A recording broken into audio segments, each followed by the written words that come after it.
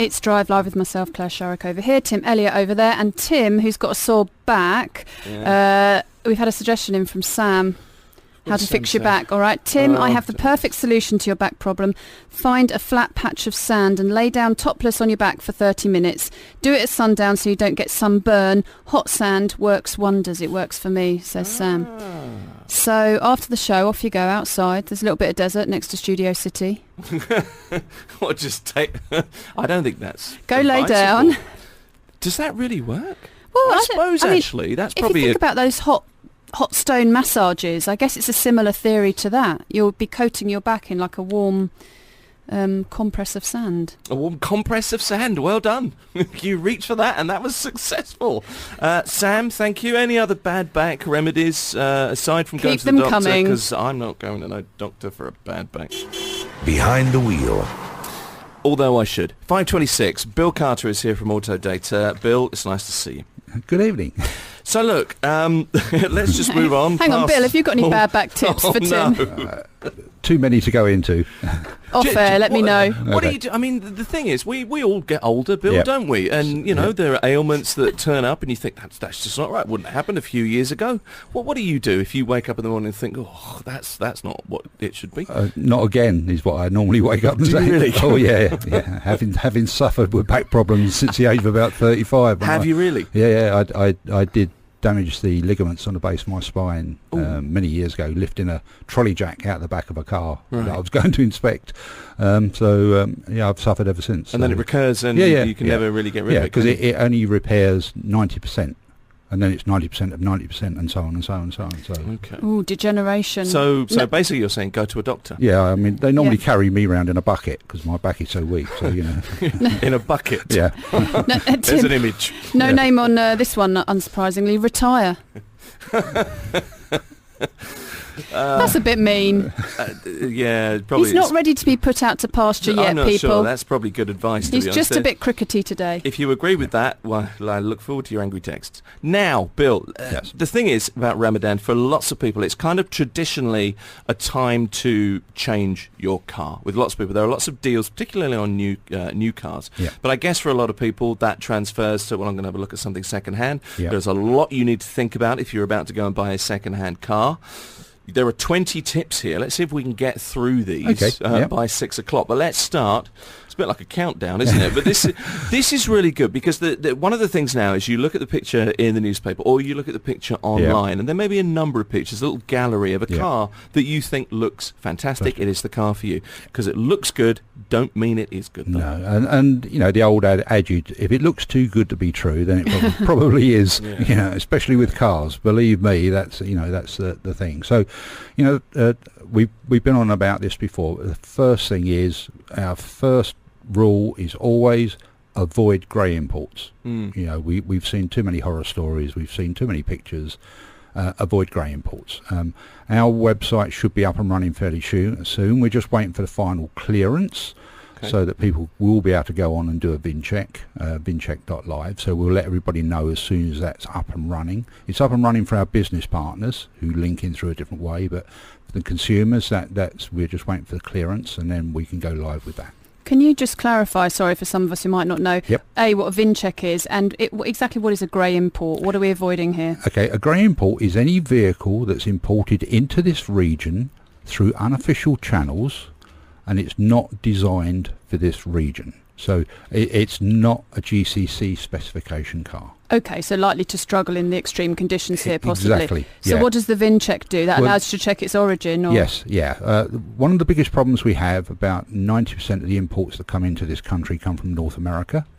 And about from the checks we've done, about 68% of those are previously been salvaged. So they've been a total loss write-off, rebuilt either over there or over here and shipped in and sold. So it's fraught with problems. Do you know, I was talking to a friend of mine the other day and he takes issue with people that say avoid grey imports because you can get some pretty decent grey imports. He was also saying to me, look, very often cars from abroad are just as good as here, the cars that you would buy in this market. We had a number of texts in the last time you were in, Bill, saying, if a car can survive in, say, Nevada, in a desert environment where you get heat in a very similar amount of heat to the heat that you see here in the region. What is so bad about grey imports? I mean, you can pick up something pretty decent a little bit cheaper. Oh, you can. Well, as we said before, one of the first problems is you've got to find somebody who's prepared to insure it, because that's the biggest issue. Insurance companies here, certainly all the major ones, are refusing to insure grey imports. Now, the heat in Nevada, yes, great. Same sort of heat or same temperatures. Difference is here is very high humidity, and that's what causes the problems. Okay. So it's not just purely heat, it's the overall conditions with the humidity and the dust levels. Now, the dust levels cause a hell of a lot of damage to engines, because you get dust mixed with oil becomes grinding paste. So if the filtration system on the engine is not designed for dusty conditions, the engine is going to wear out faster. Pure and simple. Okay. We're going to come back and talk more about the things you need to look for when you buy a used car. Also, we'll look at the difference between a certified pre-owned vehicle and a pre-owned vehicle as well. If you have a question for Bill Carter from Autodata, get in touch with us on 4001 via the free app. 423-1010 is the other number. Matt texted in a little while ago, question for you, car question. An 11-month-old car, Hyundai Tucson. We'll ask that question in a moment. If there's something to do with vehicles you want to know, Bill is your man. He's with us through 6 o'clock. No matter your preferred communication, stay in touch with Drive Live, only on Dubai Eye 103.8. It's Drive Live. The beep beep is coming again. Fuad texts in and says, the beep beep's very disturbing when you're driving. Thinking about this with you for some time today, it really startled me, and you had me looking around for help. So I hadn't thought about that before. We apologise for that. Here's the beep beep. Behind the wheel. So, nobody around you, Fuad, causing a problem, nor were you, I hope. But it makes a good point. He does make a good point, although I would maintain there's so many people beeping their horns in this town that you wouldn't notice another one. How could you tell it was us? Exactly. There's a real question, I suppose. I had said earlier, actually, Ian Beatty was going to be here. Bill Carter's here from Autodata, Deputy GM. Ian, indisposed at the moment. He's not very well, Ian. He came in this morning with a really croaky voice and swollen glands, and we threw him out of the office, so we don't want your germs, go home. Literally threw him out of the office? Yeah, we did. We threw him out. So that's the way you treat the management? No, not normally, but, chance to be a fine thing.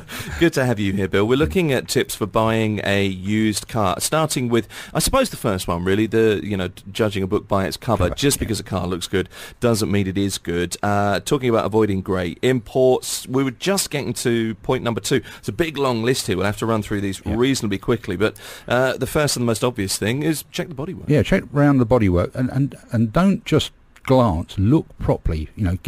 If you can, bend down, look down the sides of the vehicle. Are there any ripples in the paint? Open the bonnet, have a look around the edges, because if a car has been repainted, very often you will find an edge where the new paint finishes. May even be a slight change in colour. Another good tip to do, if you're looking at you should never look at a vehicle at night that you're going to buy, but very often the orange sodium lighting will actually show up different colours. So if a vehicle's parts have been repainted under a sodium light, it will actually show up. So by sodium you mean strip lighting? Yeah, strip lights and the street lighting. Okay. Very often under certain street lights, the paint will reflect slightly differently. So you'll see that a door looks a bit odd, yet in daylight it doesn't. And it's because it's been repainted, and it's just the way the paint molecules lay on the surface. So go and see the car both in the day and go again in the evening. That's a really interesting tip. I wouldn't have thought about that. What about the tyres, Bill? How important is it to look at those? Out here it's critical. Not to dwell on it, but there was a horrific accident last week where a tyre exploded on a bus. Now, obviously we don't know the circumstances, but it happens out here quite a lot.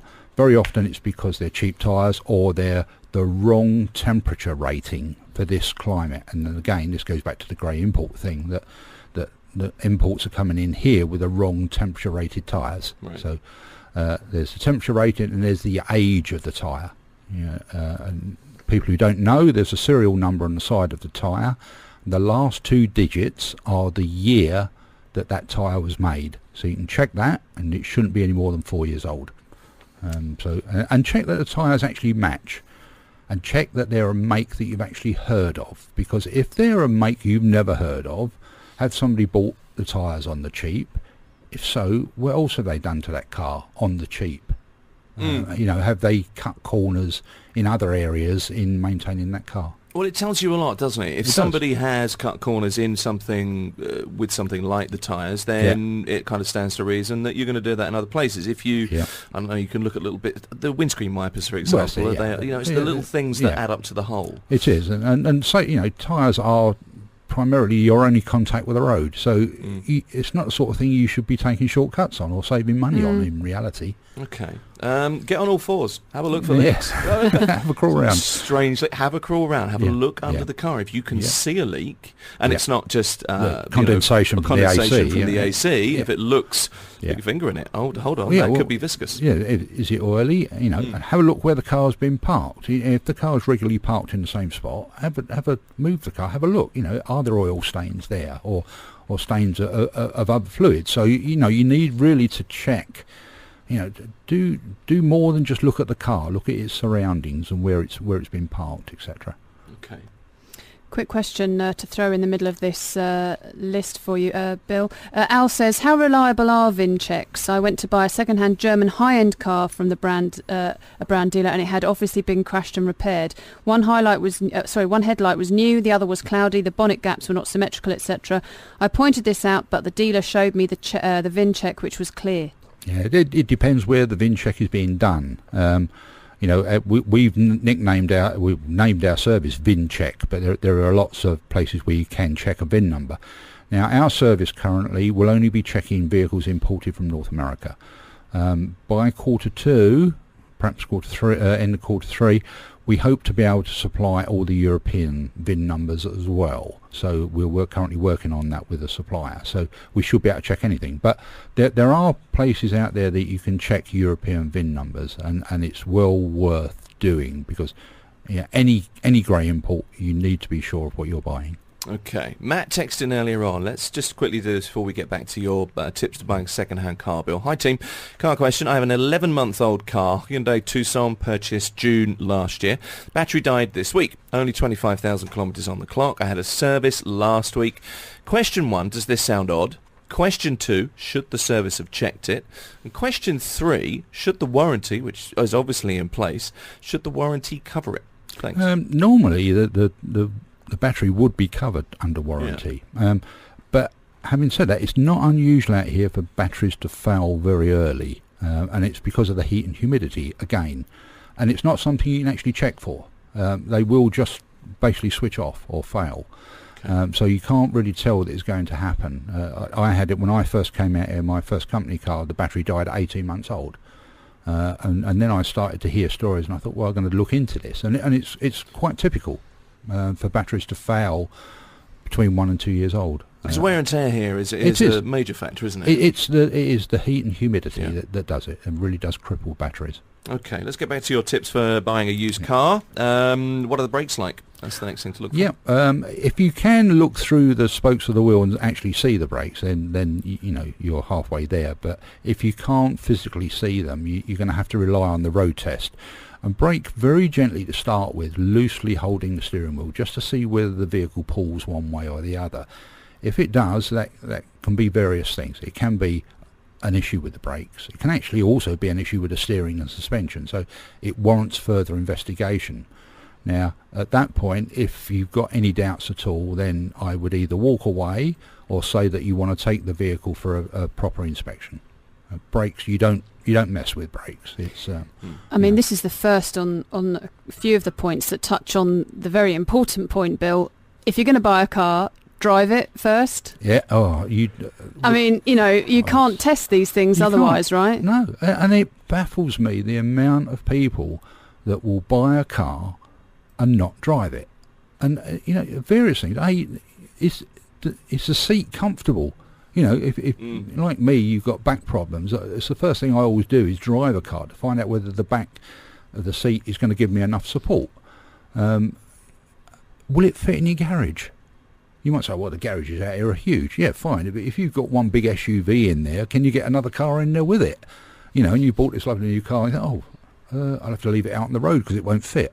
It is a good point, because when I bought my car, that didn't occur to me. I did test drive it, but I didn't think about whether it would fit where I was going to park it. And did it? When you got home, did it fit? Yeah. Oh, good. Just. But luckily. But people do this. I mean, when I first came out, I worked at Albertame. It baffled me, the amount of people that come in and buy a used car and not even drive it. You know, and you think, well, what happens if you drive? It's strange. It's like buying clothes and not trying them on first and expecting them to. Fun of buying a car, It isn't is, it? yeah. You get to drive around.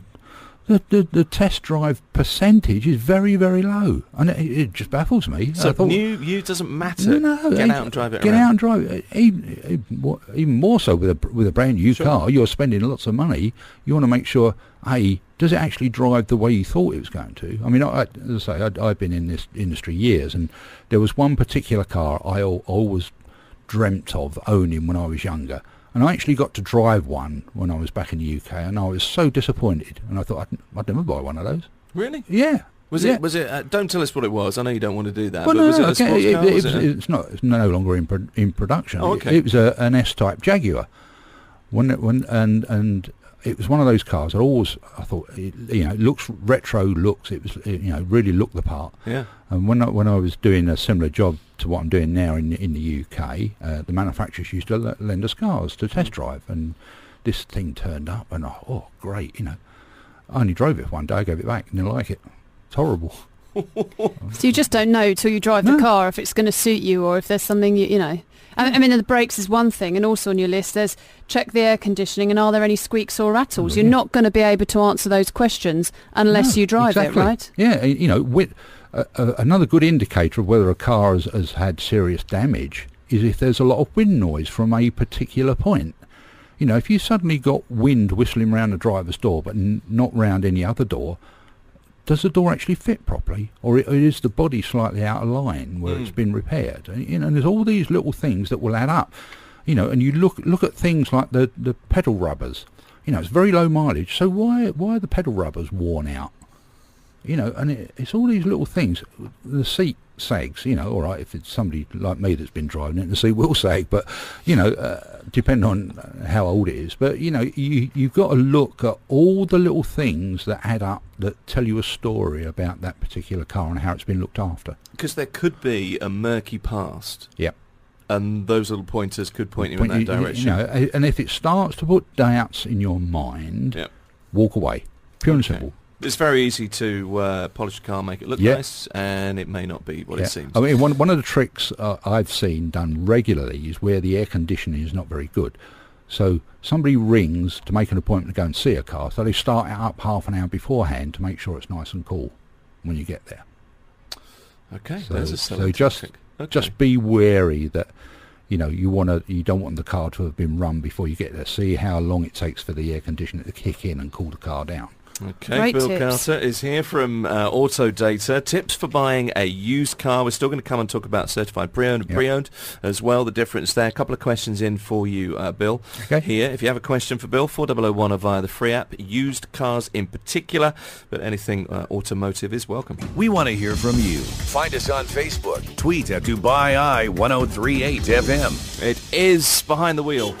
Behind the Wheel. I apologise for the beeps on that. I have a 4-year-old BMW 5 Series, want to sell it. What's the value I should sell it at? It's done 70,000 kilometres. It is a clean car. I know it's hard to put a precise value on that without really knowing any more details. It's best, if you want to find out the value, go on to vehiclecheck.live and register on there. First value is free of charge. All right, there you go. Simple as that. VehicleCheck.live. Thank you.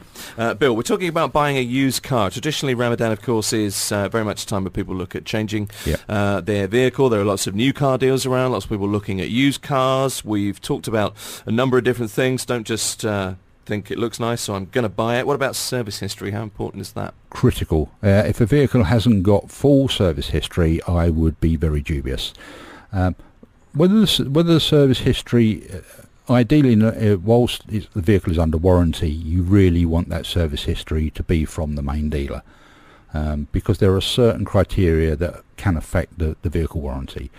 But if it's then outside of warranty and they're having it serviced in regularly in a normal garage, that's fine, as long as there is evidence that it's actually been done. So service, if a vehicle hasn't got full service history, again it starts to sow doubts. How much have they actually spent on this car? Has it been maintained? One of the other points you raised, Bill, is about checking what the exhaust is like. How does one do that? What are we looking for? Right, you're looking for any oily residue. Just touch the end of the exhaust with your finger, and does it feel oily or gritty? An exhaust these days should be clean. With the catalytic converters, if the vehicle's been serviced regularly, the exhaust should be relatively clean. While you're at the back of the car, if the owner's there, ask him to start the car up and see if you get a puff of smoke. If you do, what colour is that smoke? If it's blue, then it's burning oil. Burning oil means major repairs normally. So just get them to rev the engine gently, nothing major. You don't have to be, go mad with it, but just rev it. And hold your hand, cup your hand over the end of the exhaust and see what do you get on your hand. You'll get a few black spots of water, because that's a byproduct of combustion. But you shouldn't get any oil residue or anything like that. Okay, let's run through a couple of other things quickly. I mean, one of the problems with buying a second-hand car is you always feel like I always feel, for example, that I just don't know enough about it, and I feel like it would be easy to fox me. And there is a lack of confidence for many people. So when you say things like, has the cam belt been changed? What's the gearbox and clutch like?